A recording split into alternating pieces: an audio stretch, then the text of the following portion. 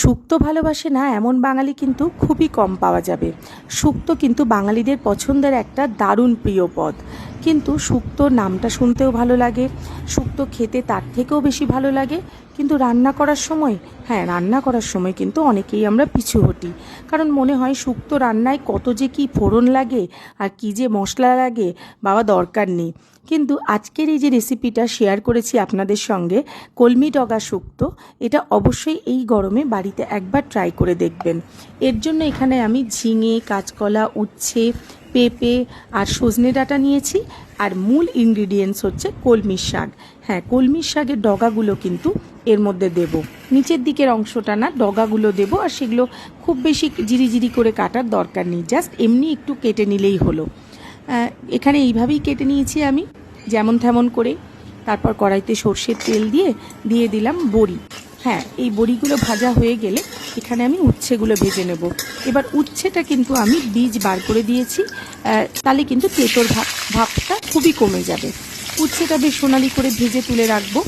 তারপর এখানে একটা মশলা রেডি করছি। এই যে মশলা বললাম, খুবই সামান্য আদা আর রাঁধুনি, সেই মশলাটা দিলাম। আর তেলের মধ্যে দিয়ে দিলাম পাঁচফোড়ন। আর কোনো তেজপাতা কিচ্ছু দেওয়ার দরকার নেই, জাস্ট একটা পাঁচফোড়ন দেবেন আর সমস্ত সবজিগুলো দিয়ে দেবেন। আপনারা যে যে সবজি পছন্দ করেন, গরমের সবজি, সেই সমস্ত কিছুই দেওয়া যাবে। তারপর সবজিগুলো ওই তেলে ভাজতে থাকবো। পাঁচফোড়ন দেওয়া তেলে দিয়ে দেবো অল্প হলুদ। শুক্তোতে অনেকে হলুদটা অ্যাভয়েড করেন, কিন্তু আমি এখানে হলুদটা দিয়েছি অল্প একটু। আর ওই যে আদা আর রাঁধুনির যে বাটাটা করে রাখলাম, এটাই তো মশলা, এটা দিলেই তো দুর্দান্ত সুন্দর গন্ধ বেরোবে শুক্তোর থেকে। তারপর মশলা দিয়ে ভালো করে কষিয়ে নেব। দিয়ে দেবো মিক্সি ধোয়া জলটা, দিয়ে দিচ্ছি স্বাদ অনুসারে লবণ। তারপর আরও একটু ফুটতে দেব। এই সময় আমি কলমির যে ডগাগুলো কেটে রেখেছিলাম, সেইগুলো এরকম পাতা সমেতই দিয়ে দিচ্ছি। তারপর ভালো করে নাড়িয়ে চাড়িয়ে নেব। আর তারপর শেষের দিকে দেব দুধ তো শুক্তোতে লাগবেই। আপনারা কিন্তু অন্য কোনো মশলা, মানে পোস্ত, সর্ষে, কিচ্ছু লাগবে না। শুধু জাস্ট আদা আর রাঁধুনি বাটা দিয়েই এই রান্নাটা হবে চমৎকার। আর কলমির শাকের তো একটা নিজস্ব গন্ধ থাকে, সেটা যখন এই সবজির সাথে মিশে যাবে, এটার কিন্তু একটা অভূতপূর্ব স্বাদ হবে।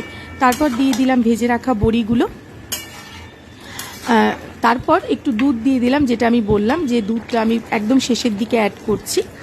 তারপর সবজি সমস্ত সেদ্ধ হয়ে গেলে দিয়ে দেবো অল্প একটু চিনি, যেহেতু শুক্তোতে একটু মিষ্টি ভাব থাকে।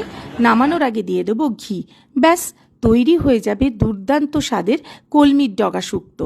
এই গরমে কিন্তু অবশ্যই একবার ট্রাই করবেন আর জানাবেন কেমন লাগলো। ভালো থাকবেন সবাই। আজকের মতো টাটা।